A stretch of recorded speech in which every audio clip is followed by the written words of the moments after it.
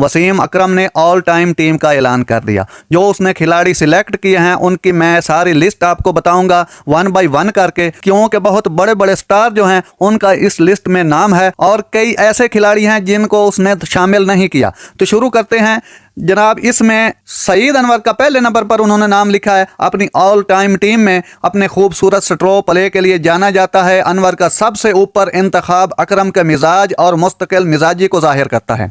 दूसरे नंबर पर उन्होंने इंडिया के वीरेंद्र सहवाग को शामिल किया है। भारत के धमाका खेज ओपनर सहवाग की शमूलियत उनकी जारहाना बल्लेबाजी के लिए एक इशारा है जिसने इनिंग्स का लहजा तरतीब दिया। तीसरे नंबर पर सचिन तेंदुलकर हैं। मास्टर ब्लास्टर तेंदुलकर का नंबर 3 पर मकाम उनकी बेमिसाल मुस्तकिल मिजाजी और रिकॉर्ड साज कारनामों का सबूत है। चौथे नंबर पर पाकिस्तान के जावेद मियांदाद आते हैं। एक स्ट्रेटेजिक इंतखाब मियांदाद की इनिंग्स को एंकर करने की सलाहियत और उसकी हिकमत अमली ने उन्हें अनमोल बना